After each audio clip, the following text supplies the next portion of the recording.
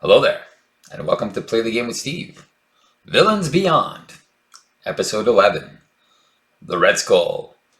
And this final episode of the first campaign box, we're going to take a look at Red Skull, his stats and his different stages, his very unique mechanic and setup, also all the interactions that he's going to have to slow down our heroes and mess them up, certain little rules that might need to be clarified, and finally the reason why you're watching this video, hopefully, is to see different modular sets to enhance the overall theme, difficulty, or just the simple pleasures of playing this scenario. So all this and more on this episode of Villains Beyond, the Red Skull. Alright, let's begin. So the Red Skull has 3 stages. He is Hydra on all 3 of them. He also has a little star next to his attack for all 3 stages that say Red Skull gets +1 attack for each side scheme in play. On stage 1, he has a scheme of 2, an attack of 0. He's got 12 hit points per player. On stage 2, he's got 3 scheme, 1 attack, and 16 hit points per player. And then he has a when revealed to deal each player an encounter card. So if you're playing on expert, then on stage 3, he will have a scheme of 3, an attack of 2, and a 20 hit points per player. And then when revealed as well, he will deal each player an encounter card. So Rise of the Red Skull reads for setup. It says put the red house into play and shuffle every other side scheme into the side scheme deck and set it next to the encounter deck and see the insert. Set the sleeper aside out of play. So what that means is you are making 2 separate decks for this scenario, and all of the side schemes, even when they are defeated, will stay in a separate discard pile, not in the main encounter deck discard pile. So that's very important not to mess that up. Also, it's going to start at 0 on stage 1B. It has a maximum of 8 per player. And it says forced response after resolving step 1 of the villain phase, which is placing threat on the main. Reveal the top card of the side scheme deck and put it into play. And if you lose that main scheme, we're going to see stage 2A, which says when revealed, reveal the top card of the side scheme deck and put it into play. And then it's going to start as New World Hydra. It starts off 1 per player. It can go to a maximum of 11 per player, and a forced response after resolving step 1 of the villain phase. Reveal the top card of the side scheme deck and put it into play. But if this scheme is completed, the players will lose the game. Let's look at those side schemes. So the ones that come with the scenario is, the first one is the Red House, and it reads the Red Skull cannot take damage, and there are 3 per player here. And there's an interrupt. When a character thwarts this side scheme, they may use their attack instead of their thwart. So that's really good for like a character, like if you're playing Hulk, you can remove 3 by punching instead of trying to thwart that away. But that is the only one that you can do that with the Red Skull. That's the Red House. Then we have Hydra Reinforcements. That comes with a hazard icon. It says when defeated, 2 per player, and a when defeated, the player who defeated this side scheme discards a non-elite minion. So that's fun, so that can get stuff away. We also have Mass Chaos, which has a crisis icon. When revealed, each player discards the top 5 cards of their deck and places 1 threat here for each different type of resource icon. So the resource are lightning, mental, physical, or wild, and they are discarded this way. So this can get up to a maximum of 4, obviously, per player.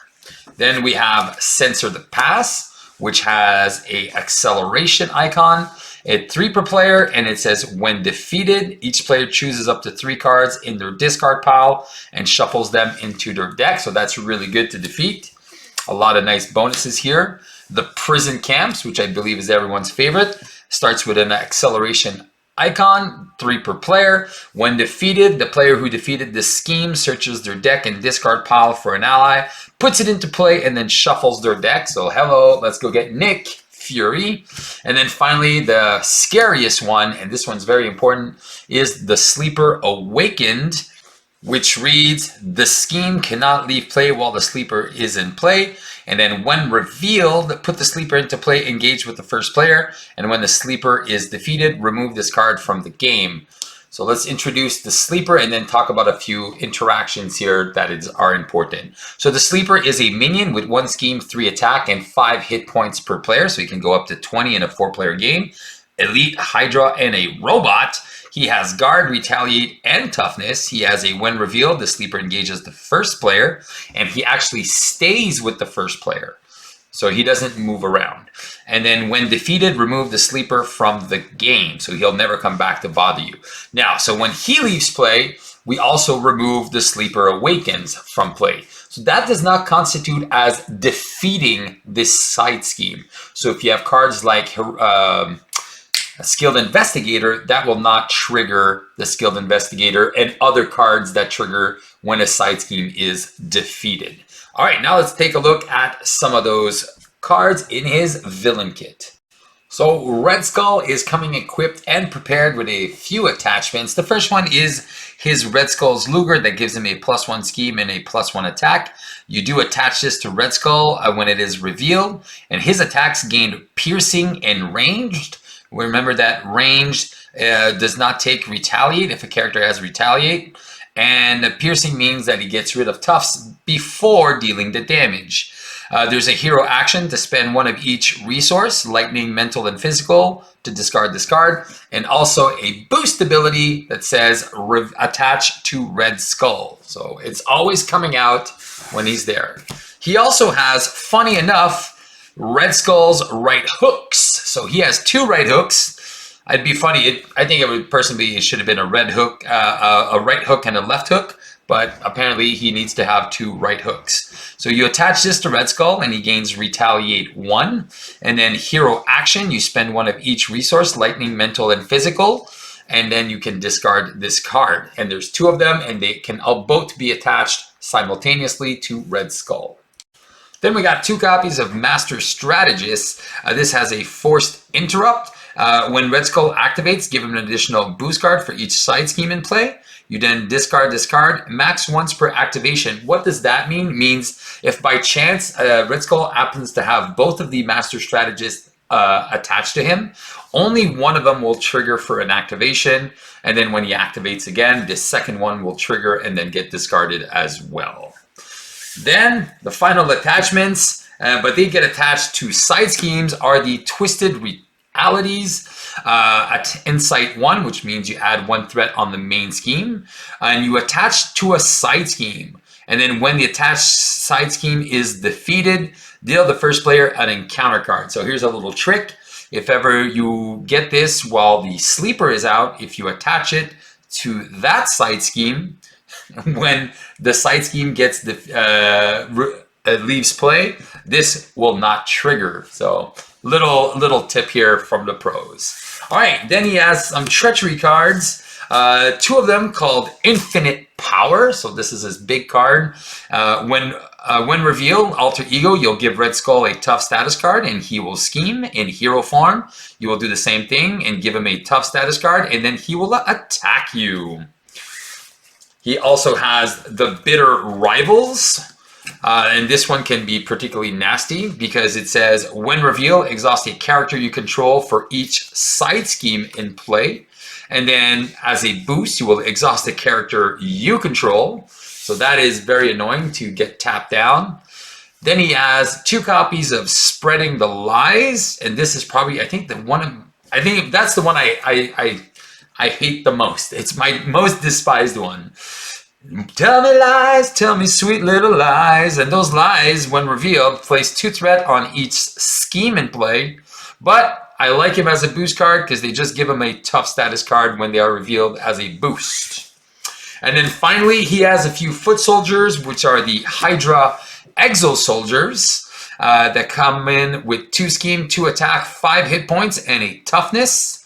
As a boost card, you will give the villain a tough status card and another boost card. So they won't come out, but they'll just give them another one. Quick little tip as well: if you have the side scheme, the Hydra reinforcements, well, this is a good one. If you haven't seen the Hydra reinforcements, These are little hydras that you can just kind of ignore for a turn and then just defeat that side scheme to get rid of them without having to waste 5 attack and a toughness removal. All right, so that's it for that. All right, before we continue, just something very important. Remember that any modular set that you will include, if there are side schemes, they will go in the side scheme deck that will be set aside. So if you are playing somebody is playing with you and is playing Justice, tell them not to include the one way or another card, because it will just do nothing, because it says search the encounter deck for a side scheme, but the encounter deck will have 0 side schemes, so this card is completely useless. All right, that's enough for that. All right, so let's take a look at some of my favorite thematics to include into the Red Skull. And from Sinister Motives, the first one I really enjoy is the Whispers of Paranoia. Because Red Skull controls the Reality Stone, we have cards like the Manipulated Mind, the Delusions of Collusions, the Old Grudge. Oops, sorry, there's 2 copies of that. The Old Grudge. And then my favorite, which is Analysis Paralysis, which comes into play. So this will only happen once, because when revealed, you'll search the encounter deck and discard pile and set aside area for your Nemesis side scheme, then reveal it. Now, what could be interesting here is if there is multiple players. So this will go and get it, like every time it will just hit another player. That's how I would play it anyway. But if you're playing in solo, the first time this happens, you'll be putting in a second side scheme, which is your Nemesis side scheme. But when this one comes back, then it just won't do anything. It's going to be an easy peasy one. Next up, we have the State of Emergency modular set from the Hood Scenario Pack. And since the main scheme reads that you reveal the top card of the side scheme deck and put it into play, these side schemes will all trigger the when revealed. And then again, what I would suggest is just do it for the active player. The first player is going to do that. When revealed, discard the lowest cost card you control off of this Offshore Inferno. The Feisty Heist will be when revealed, discard the highest cost card from your hand. The Disaster at the Docks will be to take 3 indirect damage. And then the when revealed from Hot Pursuit will be to discard until you put a minion into play engaged with you. All 4 of these also have an acceleration tokens. So these all have these when revealed effects. And obviously we have the Citywide Crisis that will make any of those that have not been defeated trigger again. So you might want to be able to try to get rid of those as fast as you can, because it's going to be a problem. All right, after that, we have 2 other modulars that I feel that are very thematic. Obviously, we have MODOK with the Doomsday Chair. These are both from the core set. MODOK has, if you watch any of the Saturday morning cartoons, MODOK is often a puppet to Red Skull, or sometimes his nemesis. So obviously there's 2 side schemes, the Doomsday Chairs, that keep bringing MODOK back out. So that could be an interesting fight. You know, you can't really avoid MODOK. And then obviously the biomechanical upgrades that just give Surge. So that is a very challenging one. And again, if you want another nice challenge, the Legions of Hydra. So we got 2 modular sets in there. We got 3 Hydra soldiers with guard and that give you extra encounter cards. And finally, we have the Madame Hydra, who is never going to leave play. And those Legions of Hydra are always going to be around, or they're going to be around for a long time. So this is a very challenging modular set with the Red Skull. To have played it before, and very tough. So if you really want to challenge yourself, try putting a Legions of Hydra with the Doomsday Chair in the Red Skull, and be prepared for a long and hard battle. If you're looking to increase your challenge level, but not by too much, I really recommend the Galactic Artifacts. Again, has 4 side schemes that you will include in the side scheme encounter deck. The Magical Teapot will give you an extra card, and has when defeated, the player who defeated the side schemes can heal 4 damage. The Philosopher's Stone that has the when defeated, you can draw 2 cards and gives an extra boost icon. The Crystal Ball, again, when defeated, the player defeated the scheme may play a card from their hand, reducing its cost by 3. And the Monarch Egg, I'm not even trying the first word. When defeated, the player who defeated the scheme may ready their identity. And the last 2, both of them have acceleration tokens. So kind of in the same spirit of what the other side schemes from the Red Skull pack do. They do, when you defeat them, will give you a bonus, which is nice. But these are only one times, because then these guys all go away to the victory display. But that doesn't mean Red Skull doesn't have other cool stuff. Obviously, we have the Beyonder's Blazer, the Cloak of Hercules, the Vandarian Power Wand, the Poison, and the Obedience Potion. These are all cards that will stay in the encounter deck and really tax your resources. So these are very good for a nice challenge. Now, if you really want to up that difficulty, there's nothing better than from the Sinister Motives, Guerrilla Tactics. The worst one being obviously Hidden in Shadows. And the reason why it's terrible, because when it only starts with 4, but each enemy gains a hazard icon. So that means if you're behind, if there's 3 or 4 enemies in play, this is really going to hurt your game. It might be an auto lose on the spot. So Hidden in Shadows, craziness. Coordinated attack doesn't really matter, because when it comes out, it gives each enemy an acceleration. So that one's kind of like an easy one, because of this one is so hard. And obviously Teamwork Makes the Dream Work, which gives every enemy a +1 scheme and attack. That includes the Red Skull. So these 3 side schemes are pretty nasty on their own. But then you also have the From Every Direction that place a threat on the main scheme. And then the life-size decoys, and these are problematic against Red Skull because they have toughness in expert mode, 5 health, and says the engaged player cannot thwart the side schemes. And then you put these minions into play engaged with you. So this can be really punishing against the Red Skull. And finally, as for challenge, the Infinity Gauntlet modular set that actually has its own separate deck. So then it's a lot of cards to manage, because obviously you'll be managing a lot of stuff. But the Infinity Gauntlet is going to give him a permanent boost of +1/+1 to scheme and attack. And then every other turn, he's going to be having one of these 6 Infinity Stones: Space, Time, Soul, Mind, Power, and Reality. So all with their own special, unique effects. So that, again, is going to be pretty challenging here, especially if you pair that up with Guerrilla Tactics. All I'm going to say is good luck to you, sir. All right, and then finally, for the lulz. So there's nothing more lulz than since Red Skull has the Reality Stone, that he drags you into a crime scene from the Mojo Mania scenario pack. So these are super fun and thematic. Crime scene investigation that says threat cannot be removed from other schemes. Each friendly character gets -2 attack, or then the villain cannot take damage. So that's technically another Red House. So again, these 3 little side schemes that are pretty brutal. And then obviously you have some other encounter cards there, environment and obligations and treachery cards to add to the mix of nastiness. And also I think the best one is the second best one is the fantasy one that has the fetch quest that says when defeated, each player in order will search their deck for a card and play and put that card for free. For free. That's right. And then again, super fun. And then that one just goes back into the villains deck. So if you can get that one a couple times in the game, it's sure as heck gonna make your game a lot more fun.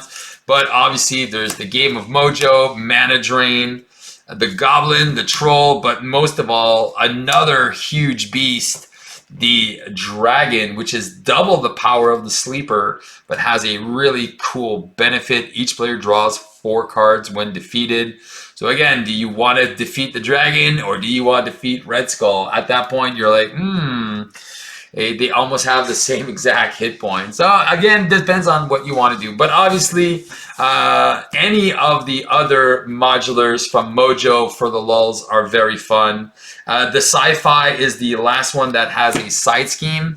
But again, you have the other ones that are very cool. The Western, the horror, and the sitcom are all great ones to just add to the mix. All right, before we go, here are some of the best cards you might want to include while fighting the Red Skull. In aggression, definitely recommend You'll Pay for That.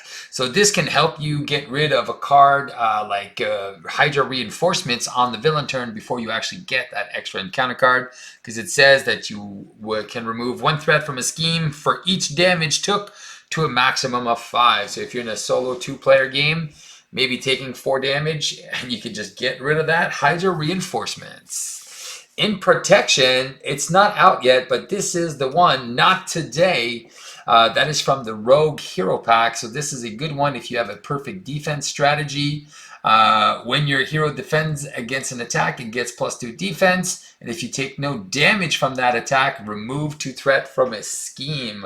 So this is very, very good in protection. So only coming out with the Rogue Hero Pack. In Justice, if you're playing solo, multitasking is definitely going to be a best friend here, especially when you can help control some of the main scheme and a side scheme if you paid with a mental. But in a multiplayer game, you might be better off with problem solvers. If you're playing an Avenger and a Guardian, you can exhaust those 2 characters and remove X threat from each scheme in play, where X is equal to the combined thwart of those characters. So that can remove a lot of threat for 4 resources. If you're playing in leadership, maybe adding some teamwork, so to boost your hero's thwart with one of your allies, so that could be always very good. But if you're not, you can always use card like Save the Day and discard that ally to remove threat equal to that ally's printed cost. But I think some of the best cards are in basics. Cards like Vivian that can choose a non-permanent side scheme, and you can blank its text box. So again, I'm taking the example of the Hydra Reinforcements. You can blank that if you haven't managed to get rid of it, or if you're waiting to get a minion before defeating it. You could use Vivian to blank the text box and not get that extra encounter card. But I think better than that, you got Professor X from the Mutant Genesis box that can thwart for 3 and also confuse the Red Skull. So that is a very powerful ally for you. And also Snow Guard that you can choose to have 3 thwart, 3 attack, or retaliate. But obviously that 3 thwart is where you want to be. All right, guys, so that concludes that. I hope you enjoyed my breakdown of Red Skull, some of these suggestions. If there's anything that you would suggest to add to the Red Skull, aside from the recommended modulars, maybe I forgot something that, oh man, that could have been super thematic, maybe something from the Mutant Genesis box or something like that. But yeah, so for me, that was it. If you enjoyed the video, please leave a comment. Tell me what you like. Tell me if you're enjoying the new quality of image as well. I am trying to shoot everything in 4K, so it gives the 1080p resolution, I think, when it goes to YouTube. So hopefully the image is clearer, the sound is better, and it makes it for a much better viewing experience for you. So let me know in the comments about that. Yeah, if you liked the video, give it a thumbs up. And if you haven't subscribed to the channel, well, what are you waiting for? I produce these videos quite frequently, and we're going to be doing Kang is the next Villains Beyond video. So stay tuned for that next week. So that's it, guys, for now. Thank you so much for watching. And remember to just have some fun and play the game. I'll catch you on the next one. Bye-bye.